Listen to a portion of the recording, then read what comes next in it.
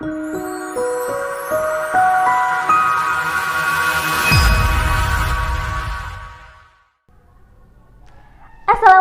warahmatullahi wabarakatuh. Hai teman-teman kelas 5 Granada.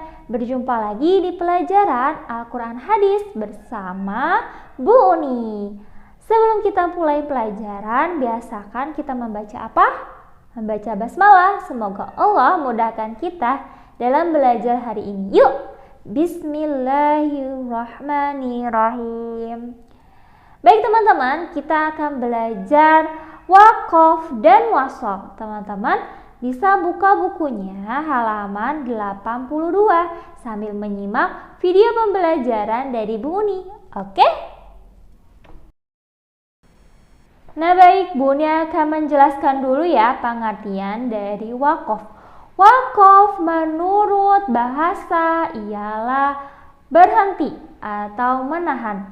Sedangkan waqaf menurut istilah ialah menghentikan bacaan sejenak dengan memutuskan suara di akhir perkataan untuk bernafas dengan niat untuk memulai kembali bacaan Al-Qur'annya.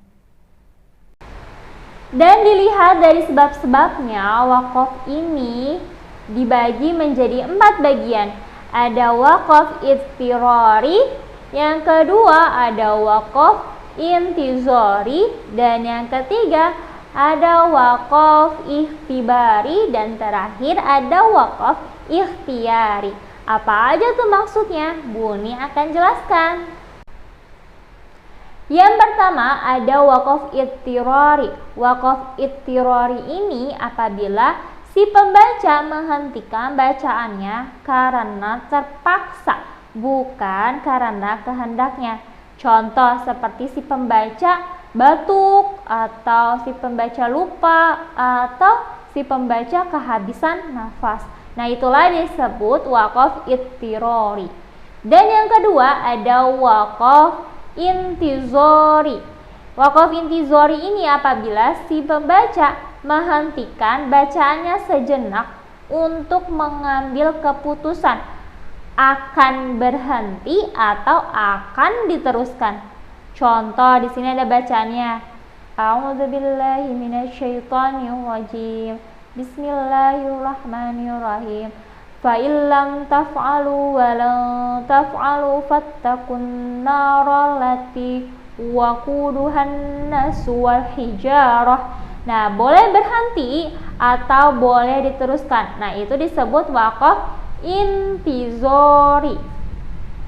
Mengambil keputusan akan diberhenti atau akan diteruskan. Kalau diteruskan boleh. Wal hijaratu uiddat lil kafirin. Seperti itu ya.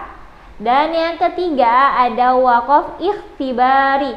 Waqaf ikhtibari ini si pembaca menghentikan bacaannya karena perintah dari si guru. Contoh, kamu sebagai murid nih, Bu Uni sebagai gurunya. Nah, Bu Uni menyuruh kalian menghentikan bacaan Al-Qur'annya di kata-kata tertentu.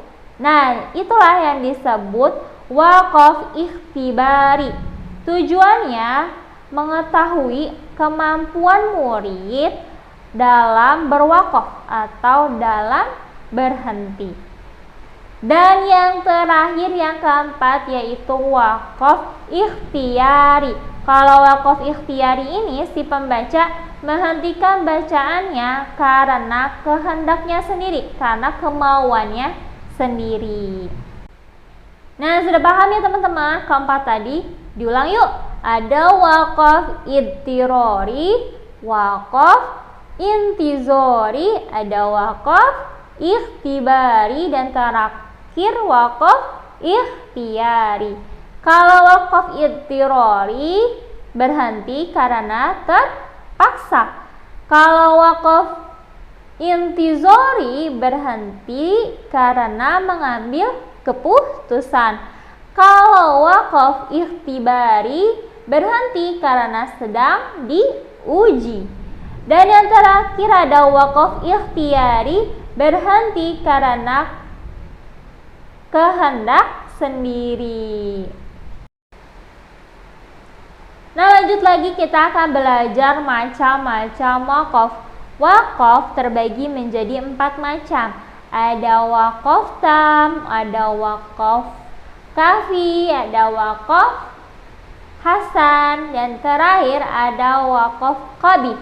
Buni akan menjelaskan keempatnya. Teman-teman simak ya. Waqaf tam artinya waqaf yang sempurna, berhenti pada kata atau bacaan yang sudah lengkap atau sempurna. Berhenti di tanda waqaf yang tepat atau berhenti di akhir ayat. Waqaf kahfi. Kahfi artinya cukup, berhenti pada kata yang tidak ada hubungannya secara lafal dari kata sebelum atau sesudahnya, namun dari segi arti masih ada hubungannya. Nah, kalau ini teman-teman harus mengetahui arti dari ayat Al-Quran. Waqaf hasan. Hasan yang artinya baik. Waqaf yang terdapat pada kata yang telah sempurna secara lafal dan maknanya, serta dianggap sempurna secara tata bahasa Arab. Waqaf qabih. Qabih yang artinya buruk, berhenti pada kata tertentu, padahal susunan kalimat ayat tersebut belum sempurna secara maknanya, sehingga dapat meragukan arti yang sebenarnya. Contoh nih teman-teman, di surah Al-Ma'un di ayat keempat dan kelima. Tahu kan teman-teman? Bismillahirrahmanirrahim. Fawailul lil musallin alladzina hum an salatihim sahun. Nah, di ayat keempat bacanya fawailul musallin, artinya maka celakalah bagi yang sholat. Kok yang sholat celaka? Nah, di ayat kelima dijelaskan alladzina hum an salatihim sahun, orang-orang yang lalai terhadap sholatnya. Maka sebenarnya di ayat keempat dan kelima itu dibacanya jadi satu. Fawailul lil musallin alladzina hum an salatihim sahun. Kenapa dijadi satu? Agar tidak meragukan arti yang sebenarnya, yang seharusnya maka celakalah orang-orang yang sholat, orang-orang yang lalai terhadap sholatnya. Seperti itu teman-teman. Nah, sampai di situ keempat macam waqaf.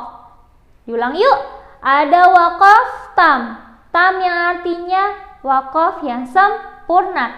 Yang kedua ada waqaf kahfi. Kahfi yang artinya cukup. Dan yang ketiga ada waqaf hasan. Hasan yang artinya baik. Dan ada yang terakhir waqaf qabih. Qabih yang artinya buruk. Nah, teman-teman hanya mengetahui secara singkatnya aja ya macam-macam waqafnya. Alhamdulillahirabbil alamin. Sampai di sini pembelajaran tentang waqaf, dan untuk minggu depan Bu Uni akan jelaskan kembali tentang waqaf dan wasolnya. Kita belum belajar wasol ya. Minggu depan kembali belajar waqaf dan wasol.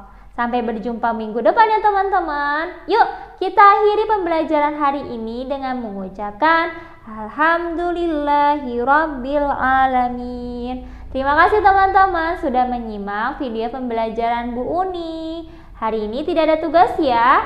Wassalamualaikum warahmatullahi wabarakatuh.